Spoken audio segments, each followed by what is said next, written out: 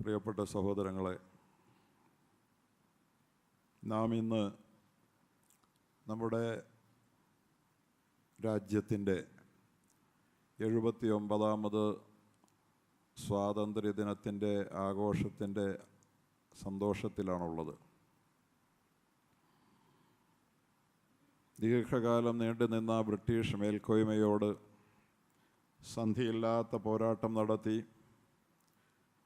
ഒരു രാജ്യത്തിൻ്റെ അടിസ്ഥാന ജനതയുടെ പൗരാവകാശവും അന്തസ്സോടെയും അഭിമാനത്തോടെയും ജീവിക്കാനുള്ള സ്വാതന്ത്ര്യവും രാജ്യനിവാസികൾ ഒന്നിച്ചു നിന്ന് നേടിയെടുത്ത അതിമനോഹരമായ ഒരു സുദിനത്തിൻ്റെ ഓർമ്മയിലാണ് നാം എല്ലാവരും ഇന്നുള്ളത്. രാജ്യത്തിൻ്റെ സ്വാതന്ത്ര്യത്തെ ആത്മാർത്ഥമായി സ്നേഹിച്ച മുഴുവൻ ആളുകളും ആ സന്തോഷത്തിൻ്റെ പങ്കുപറ്റുന്നവരും അതിൽ ഭാഗം ചേരുന്നവരും അത് പ്രകടിപ്പിച്ചു കൊണ്ടിരിക്കുന്നവരുമാണ്. അതുകൊണ്ട് തന്നെ ഇന്നത്തെ ഈ സ്വാതന്ത്ര്യ ദിനത്തിൽ ഈ രാജ്യത്തിൻ്റെ സ്വാതന്ത്ര്യം ലഭിച്ചതിൻ്റെ സന്തോഷത്തിൽ പങ്കുചേരാതിരിക്കാൻ രാജ്യസ്നേഹികളായ ആർക്കും സാധ്യമല്ലാത്തതുപോലെ നമുക്കും സാധ്യമല്ല. നാമും ആ സന്തോഷത്തിൻ്റെ ഭാഗമാവുകയാണ്. പ്രിയപ്പെട്ട സഹോദരങ്ങളെ, ഇത് നാം പറയുമ്പോൾ നമ്മുടെ രാജ്യം ഇന്ന് കടന്നുപോയിക്കൊണ്ടിരിക്കുന്ന അപകടകരമായ സ്ഥിതിവിശേഷം സ്വതന്ത്രമായ ഒരു രാജ്യം എന്നുള്ള ഈ രാജ്യത്തിൻ്റെ മഹത്തായ യശസ്സിന് അങ്ങേയറ്റം കളങ്കം ചാർത്തുന്നതാണ് എന്ന് വളരെ സങ്കടത്തോടു കൂടി പറയാതിരിക്കുക നമുക്ക് സാധ്യമല്ല. ഇന്ന് നമ്മുടെ രാജ്യം സ്വാതന്ത്ര്യം നേടുമ്പോൾ അല്ലെങ്കിൽ സ്വാതന്ത്ര്യം ആഘോഷിക്കുമ്പോൾ സ്വതന്ത്ര ഇന്ത്യയിലെ ഭരണാധികാരികൾ എപ്പോഴും നമ്മോട് പറഞ്ഞിട്ടുള്ളത് സ്വാതന്ത്ര്യ ദിനത്തെ നമ്മൾ സന്തോഷത്തോടുകൂടി ആമോദത്തോടുകൂടി ആഘോഷിക്കുക എന്നാണ്. വൈദേശികന്മാരെ നമുക്ക് തോൽപ്പിക്കാൻ സാധ്യമായതിൻ്റെ സന്തോഷം, നമുക്ക് നമ്മുടെ സ്വയം നിർണയാവകാശം ഉറപ്പുവരുത്താൻ കഴിഞ്ഞതിൻ്റെ സന്തോഷം, രാജ്യത്തെ സ്വന്തം പൗരന്മാർക്ക് അവൻ്റെ അന്തസ്സും അഭിമാനവും അവൻ്റെ വിശ്വാസവും ആചാരങ്ങളും അനുഷ്ഠാനങ്ങളും അവൻ്റെ ഇഷ്ടം പോലെ കൊണ്ടു നടക്കാനും വെച്ച് നടത്താനും സാധിക്കുന്ന സ്വാതന്ത്ര്യം ലഭിച്ചത് നമ്മളെല്ലാവരും ആഘോഷിക്കുക.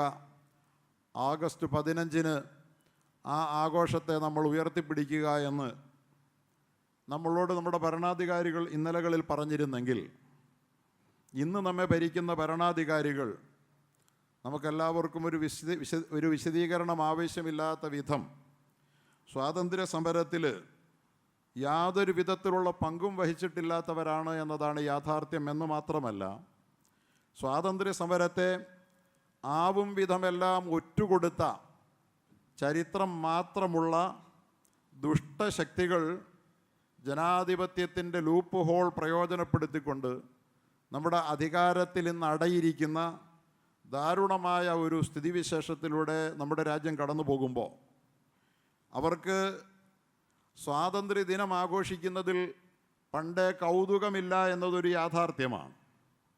കാരണം സ്വാതന്ത്ര്യദിനത്തെ ആഘോഷിക്കാനാവുക, ആത്മാർത്ഥമായി ആഘോഷിക്കാനാവുക സ്വാതന്ത്ര്യത്തിൻ്റെ സുദീർഘമായ ചരിത്രത്തിൽ, സുദീർഘമായ സ്വാതന്ത്ര്യ സമര ചരിത്രത്തിൽ നിന്ന് പൂർണ്ണമായി വിട്ടു നിന്നവർക്കല്ലല്ലോ. സ്വാതന്ത്ര്യത്തിൻ്റെ സുദീർഘമായ ചരിത്രം, ആ ചരിത്രത്തെ വിസ്തരിച്ചാൽ അത് നീണ്ടുപോകുന്നത് എന്നാണോ ബ്രിട്ടീഷുകാർ ഇന്ത്യയിൽ വന്നത്, ആ ബ്രിട്ടീഷുകാർ ഇന്ത്യയിൽ വന്നവരുടെ ആധിപത്യം ഉറപ്പിച്ച അന്നു മുതൽ ആരംഭിച്ച സ്വാതന്ത്ര്യ സമരമാണ്. ഒരു രാഷ്ട്രത്തിൻ്റെ, ഒരു സമൂഹത്തിൻ്റെ സ്വാതന്ത്ര്യ പോരാട്ടങ്ങൾ വിജയം കാണുന്നത് ഒരു ദിവസം കൊണ്ടോ ഒരു പതിറ്റാണ്ട് കൊണ്ടോ ചിലപ്പോഴൊക്കെ ഒരു നൂറ്റാണ്ട് കൊണ്ടോ പോലുമല്ല. നീണ്ടു നിൽക്കുന്ന സ്വാതന്ത്ര്യ സമരമോഹം അത് തലമുറയായി നമ്മുടെ ആ സദാത് സമൂഹങ്ങളുടെ പൂർവികന്മാർ തങ്ങളുടെ തലമുറകളിലേക്ക് കൈമാറി സ്വാതന്ത്ര്യ ദാഹം പിൽക്കാല തലമുറകളുടെ ജീനുകളിലേക്ക് ഒരു ജ്വലന ശക്തിയായി പ്രവഹിച്ച് ഒരുപക്ഷെ സ്വാതന്ത്ര്യം വിഭാവനം ചെയ്തവർ സങ്കല്പിച്ചതിനേക്കാൾ രൂക്ഷമായ സ്വാതന്ത്ര്യ ദാഹത്തിൻ്റെ എരിതിയിൽ പിൽക്കാല തലമുറ അമരുമ്പോഴാണ് യഥാർത്ഥത്തിൽ സ്വാതന്ത്ര്യ സ്വപ്നം സാക്ഷാത്കരിക്കപ്പെടുക. അതായത് പൊടുന്നനെ എടുത്തു ചാടി ഏതെങ്കിലും ഒരു മഹാശക്തിയോട് സ്വാതന്ത്ര്യം നേടിയെടുക്കുക നമുക്ക് സാധ്യമല്ല. അതുകൊണ്ട് തന്നെ ഇന്ത്യ രാജ്യത്തിൻ്റെ സ്വാതന്ത്ര്യത്തിൽ ബ്രിട്ടീഷുകാർ ഇന്ത്യയിലേക്ക് കടന്നു വരുമ്പോൾ ഇന്ത്യ രാജ്യത്തിൻ്റെ അധികാരവും ആധിപത്യവും 1000 ആണ്ടോളമായി മുസ്ലിം കരങ്ങളിലായിരുന്നു, മുസ്ലിങ്ങളുടെ കരങ്ങളിലായിരുന്നു എന്ന് നമുക്കറിയാം. മുസ്ലിമീങ്ങൾ ഭരിച്ച ഇന്ത്യ. ഇവിടെ ഇന്ത്യ രാജ്യത്തിൻ്റെ ഇന്നത്തെ സ്വാതന്ത്ര്യ നിമിഷങ്ങളിൽ രാജ്യത്തിൻ്റെ സ്വാതന്ത്ര്യത്തെ അപ്രസക്തമാക്കും വിധം നമ്മുടെ രാജ്യത്തിൻ്റെ പ്രധാനമന്ത്രി 2021 നടത്തിയ ഒരു പ്രസംഗത്തിൻ്റെ തുടർച്ചയായി അദ്ദേഹം നടത്തിയ ഒരു പ്രസംഗമുണ്ട്. രാജ്യത്തിൻ്റെ സ്വാതന്ത്ര്യ ദിനം ആഘോഷിക്കുന്നതിൻ്റെ തലേന്ന് ഓഗസ്റ്റ് 14 വിഭജന ഭീതി ദിനമായി ആചരിക്കണമെന്ന്.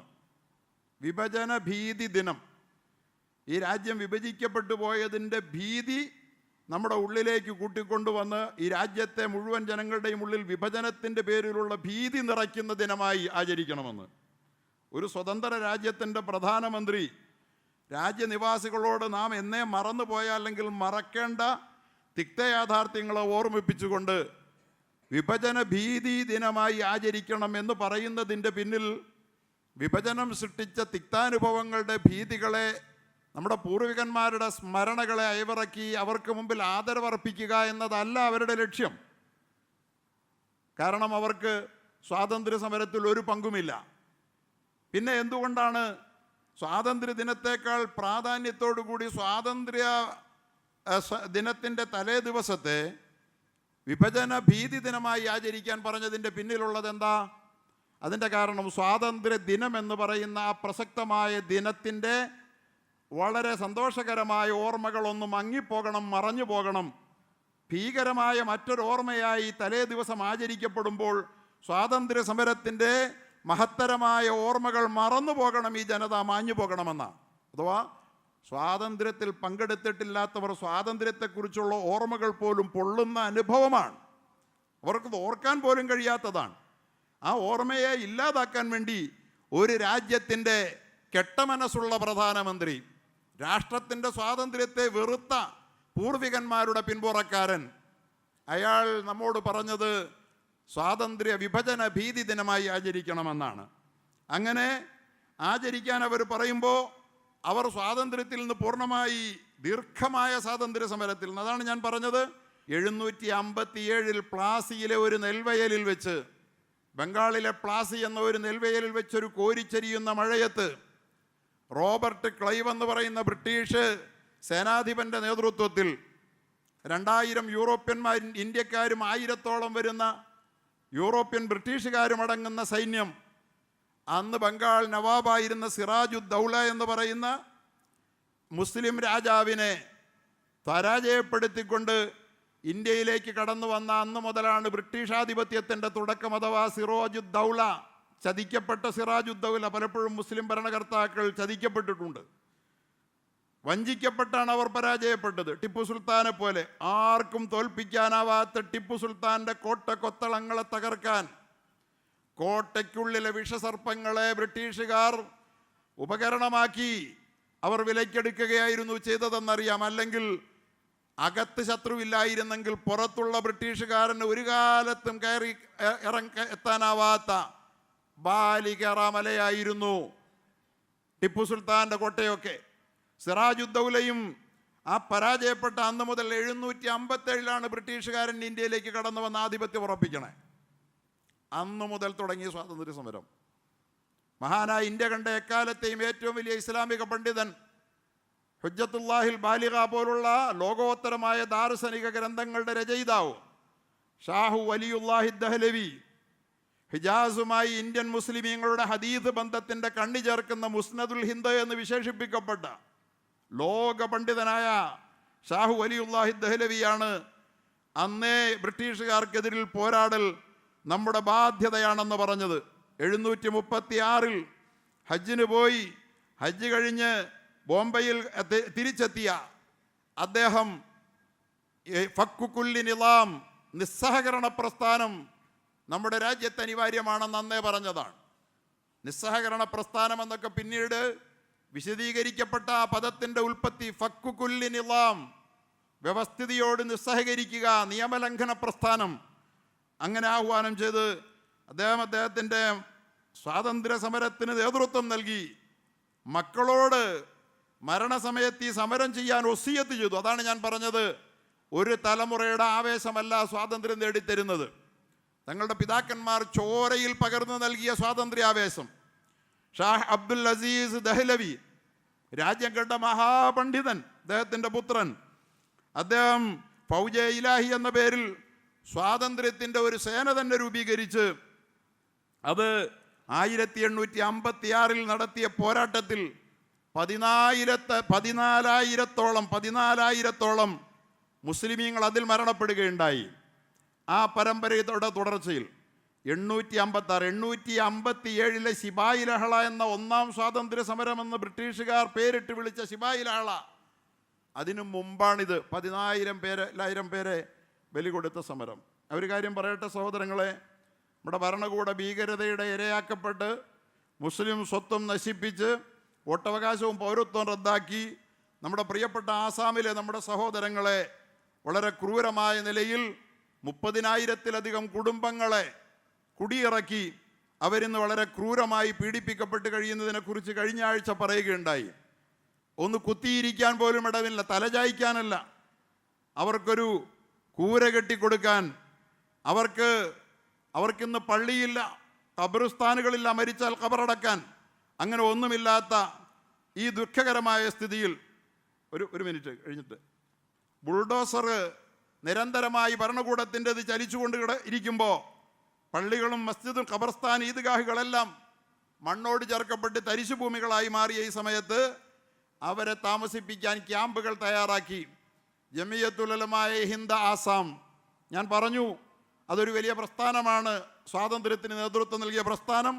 നിയമ പോരാട്ടങ്ങളിൽ സർക്കാരുകളെ മുൾമുനയിൽ നിർത്തി അവകാശങ്ങൾ നിയമപരമായി വാങ്ങിക്കെടുത്തുകൊണ്ടിരിക്കുന്ന ആ പ്രസ്ഥാനം, അതിൻ്റെ ആസാം ഘടകം അവരെ പാർപ്പിക്കാൻ വേണ്ടിയിട്ട് അവശ്യ വസ്തുക്കൾ വിതരണം ചെയ്യാനും മുൻഗണന നൽകി വലിയ ദൗത്യം, തങ്ങൾക്ക് താങ്ങാനാവാത്ത ദൗത്യം ഏറ്റെടുത്തിരിക്കുകയാണ്.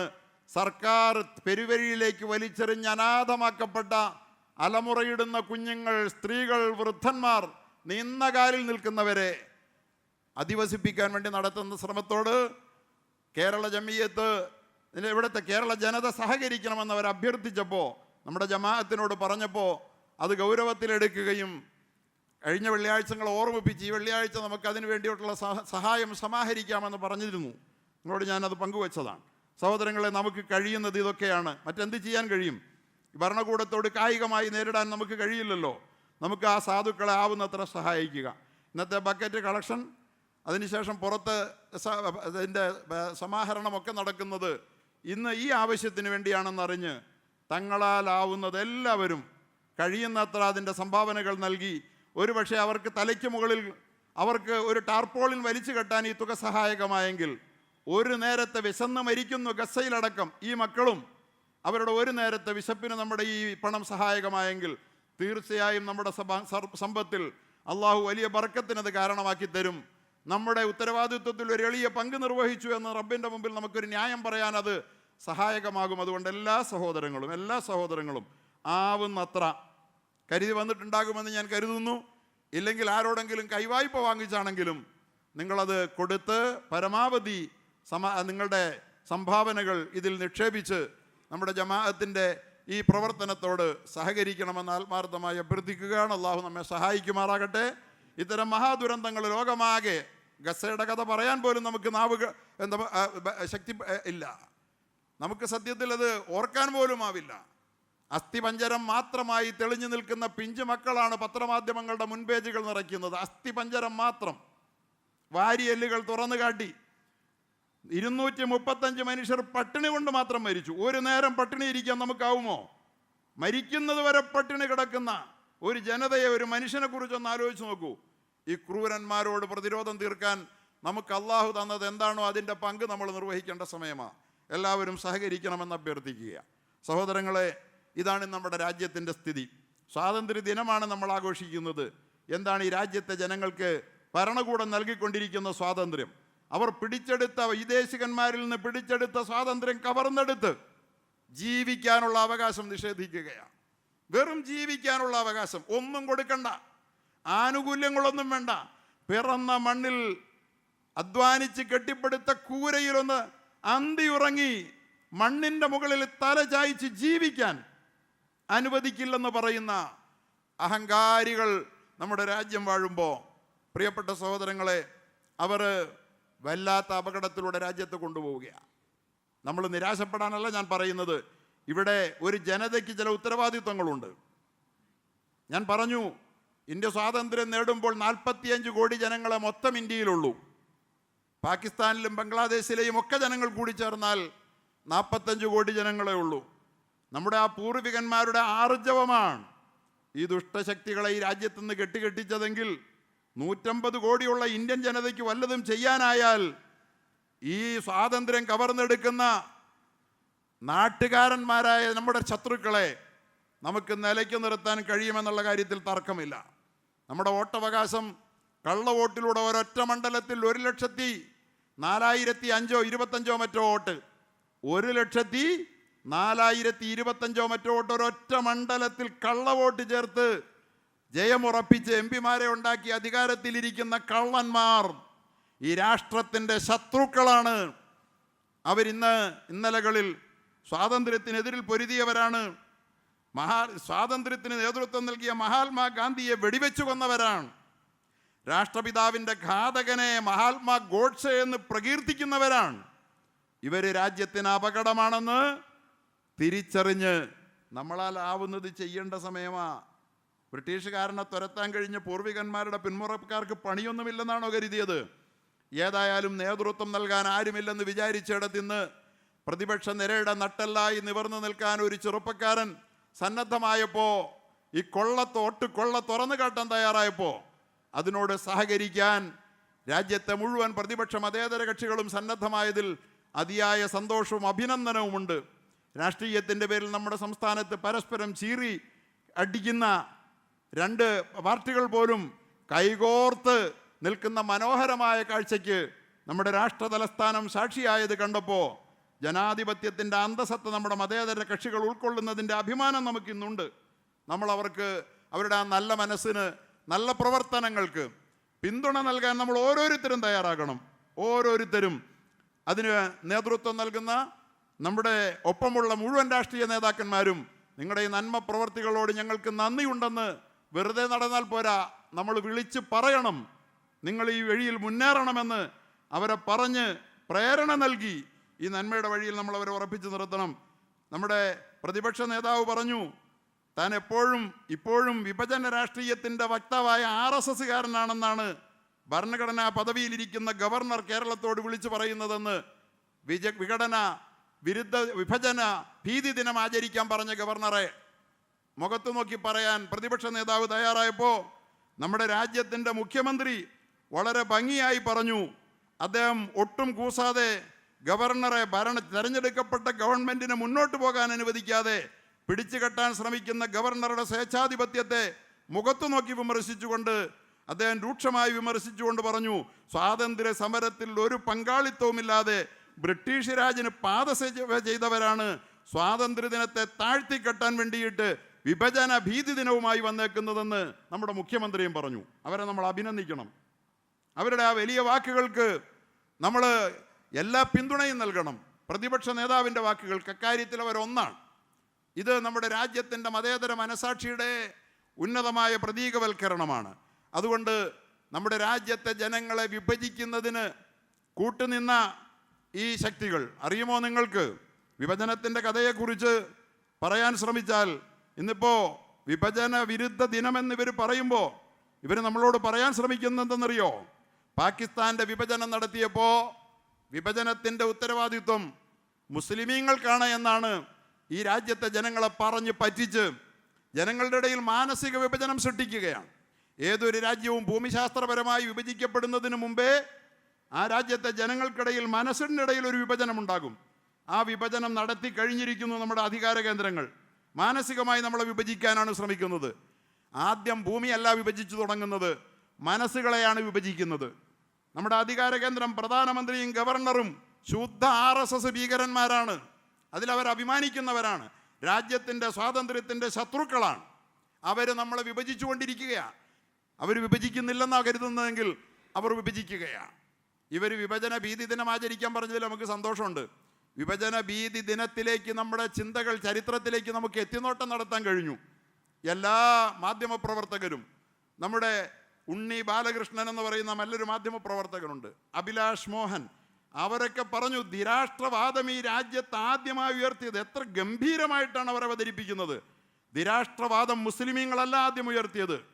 പാകിസ്ഥാൻ റെസൊല്യൂഷൻ 1947 2 രാഷ്ട്രം വേണമെന്ന് മുസ്ലിം ലീഗ് പ്രഖ്യാപിക്കുന്നതിന് 3 വർഷം മുമ്പേ ഹിന്ദു മഹാസഭയുടെ ആചാര്യനായ VD സവർക്കർ എന്ന് പറയുന്ന ഈ ഗവർണറാണ്, ഗവർണറുടെ ആചാര്യന്മാരാണ് ദ്വിരാഷ്ട്രവാദം 2 നേഷൻ തിയറി ആദ്യമായി അവതരിപ്പിച്ചതെന്ന് അവർ പറയുമ്പോൾ അതിനൊരു മറുപടിയും പറയാൻ അവരെ പ്രതിരോധിക്കാൻ വന്നിരിക്കുന്നവർക്ക് കഴിയുന്നില്ല. എന്ന് പറഞ്ഞാൽ വിഭജനം, ദ്വിരാഷ്ട്രവാദ സിദ്ധാന്തം 1937 ആദ്യം പറഞ്ഞത് മുസ്ലിം ലീഗ് അല്ല, ഹിന്ദു മഹാസഭയും അവരുടെ ആചാര്യന്മാരുമാണ്. അതിനെ പ്രതിരോധിക്കുന്നതിന് വേണ്ടി സ്വതന്ത്ര ഇന്ത്യയിൽ ഞങ്ങളുടെ ഇടം ഭദ്രമായിരിക്കില്ലെന്നറിഞ്ഞപ്പോഴാണ് എങ്കിൽ പിന്നെ ദ്വിരാഷ്ട്രവാദം ആയിക്കൊള്ളട്ടെ എന്ന് യൂറോപ്യൻ വിദ്യാഭ്യാസം നേടിയ, അതും മതത്തിൻ്റെ പ്രേരണ കൊണ്ടല്ല, മതത്തിൻ്റെ പ്രേരണ അതിൽ ഈ ലോകത്ത് നേതൃത്വം നൽകിയ ജമിയത്തുൽ ഉലമാ ഹിന്ദിൻ്റെ നേതാക്കന്മാർ മൗലാന ഹുസൈൻ അഹമ്മദ് മദനി, മൗലാന അബുൽ കലാം ആസാദ് വിഭജനത്തിനെതിരിൽ അതിർത്തി പ്രദേശങ്ങളിൽ ഉഴറി ഗമിച്ചുകൊണ്ട് അരുതരുതേ, പോകരുതേ, ഇവിടം വിട്ടു പോകരുതേ എന്ന് അവർ ഉറക്കെ പറയുകയായിരുന്നു. ഒരു മതപണ്ഡിതനും വിഭജനത്തിന് കൂട്ടുനിന്നില്ല. പാശ്ചാത്യ വിദ്യാഭ്യാസം നേടിയ മിസ്റ്റർ ജിന്നയെ കൂട്ടുപിടിച്ചുകൊണ്ട് വിഭജനം അനുകൂലമാക്കി തീർത്തത് ആരെന്നറിയോ? ഇത് വിഭജന ഭീതി ദിനം ആചരിക്കുമ്പോൾ തീർച്ചയായിട്ടും സന്തോഷമുണ്ട്.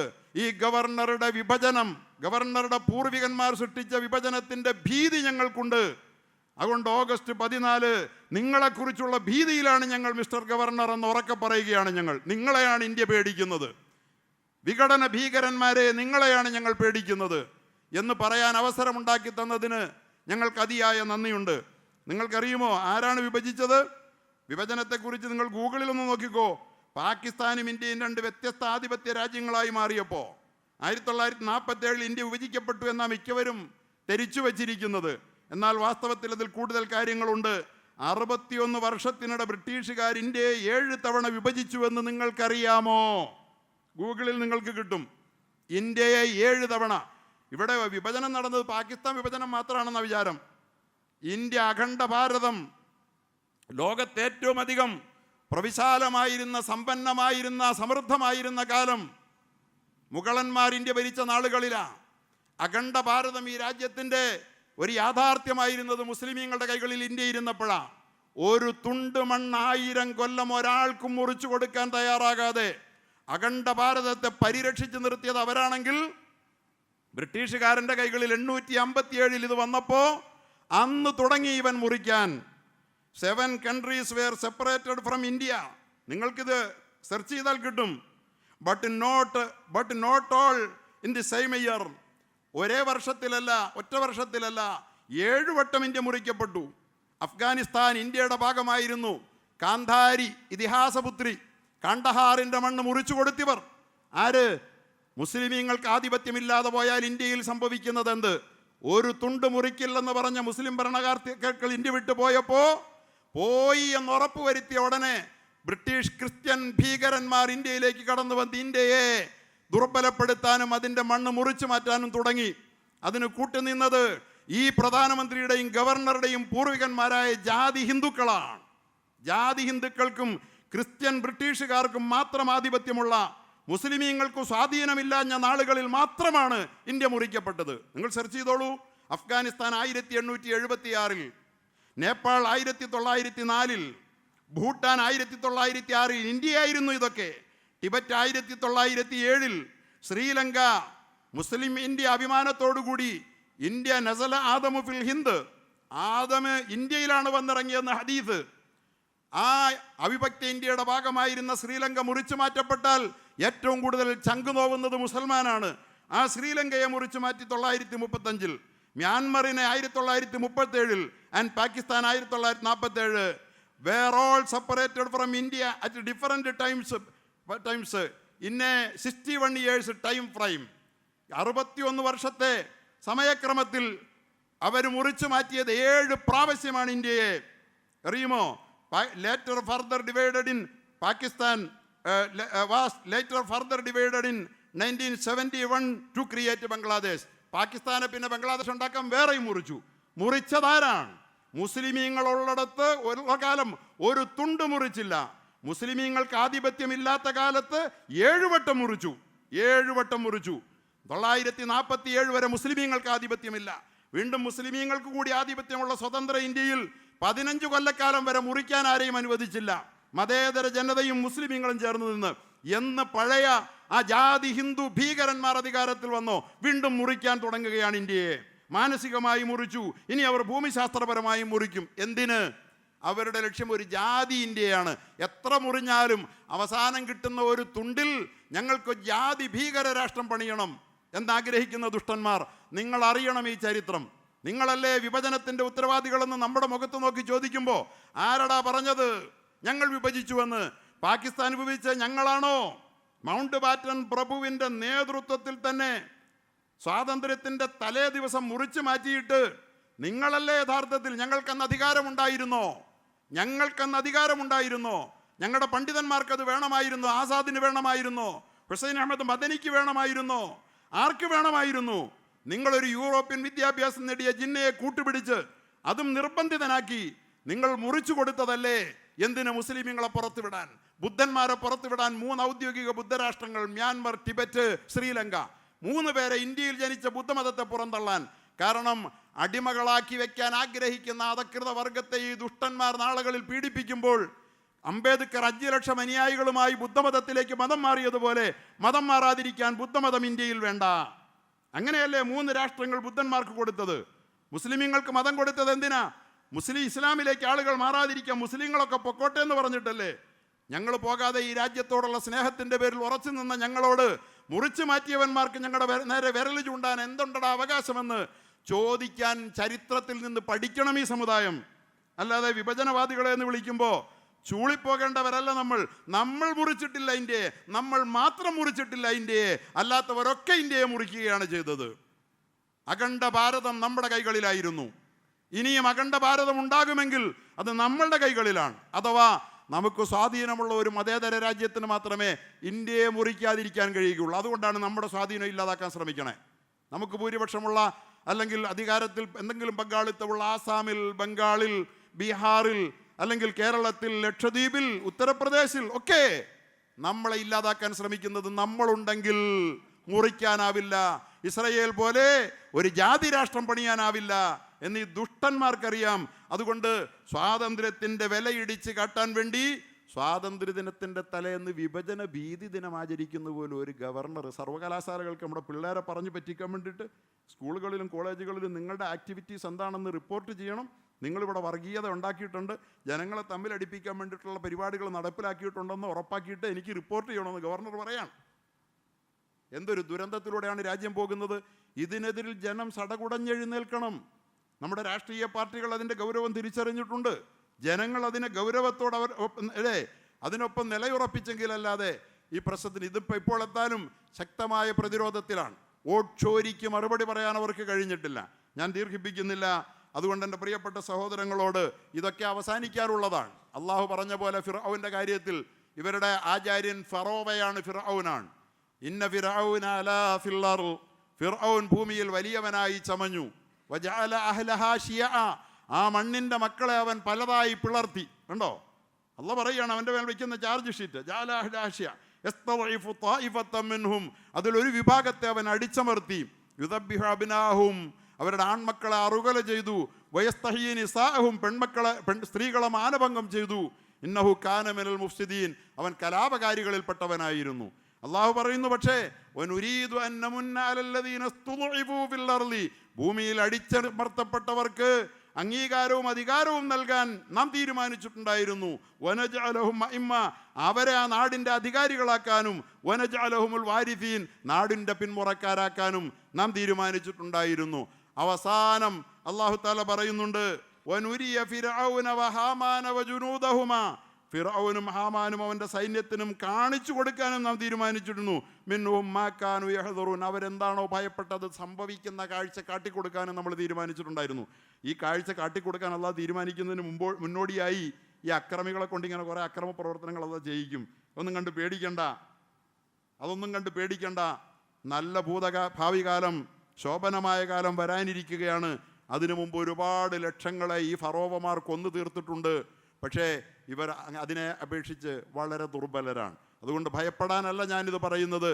നമുക്ക് ചില ഉത്തരവാദിത്വങ്ങളുണ്ട്. ചോര കൊടുത്ത് 10,000-കണക്കിന് പണ്ഡിതന്മാരെ കഴുമരങ്ങളിൽ കെട്ടിത്തൂക്കി നേടിയെടുത്ത മഹത്തായ സ്വാതന്ത്ര്യത്തിൻ്റെ പിന്മുറക്കാർക്ക് ഇവരോടൊന്ന് ജനാധിപത്യപരമായി പൊരുതി നിന്നാൽ പുറന്തള്ളാൻ കഴിയുന്ന ഈ ശക്തികളെ തോൽപ്പിക്കാൻ നമുക്ക് കഴിയുന്നില്ലെങ്കിൽ ഈമാനികമായ വിശ്വാസത്തിൻ്റെ ധീരതയും തൻ്റെ ഇടവും നമുക്ക് ചോർന്നു പോയിരിക്കുന്നു എന്ന് മാത്രമേ അതിനർത്ഥമുള്ളൂ. അതുകൊണ്ട് നാം വിശ്വാസത്തിലേക്ക് വരിക, രാജ്യസ്നേഹത്തിലേക്ക് വരിക, ധീരതയിലേക്ക് വരിക, തൻ്റെ ഇടത്തിലേക്ക് വരിക. ഹിന്ദുസ്ഥാൻ ഹമാരാഹേ, ഇന്ത്യ നമ്മുടേതാണ്, ആദമിൻ്റെ മക്കളുടേതാണ്. ഇന്ത്യയിൽ മാത്രമാണ് മനുഷ്യ മക്കളെ ആദമി എന്ന് വിളിക്കുന്നത്. ആദമിൻ്റെ മകനെന്ന് സൗദി അറേബ്യയിൽ പോലുമില്ല. ആദമിൻ്റെ മകൻ, ആദമി എന്ന് വിളിക്കുന്ന ഒരു രാജ്യത്ത്, ഈ രാജ്യത്തെ ജനതയെ പുറന്തള്ളാൻ, ഇതിൻ്റെ അവകാശികളെ തകർക്കാൻ ഈ ദുഷ്ടശക്തികളെ അനുവദിച്ചുകൂടാ എന്ന് പ്രതിജ്ഞ എടുക്കേണ്ടുന്ന മഹത്തായ ഒരു സുദിനമാണ്.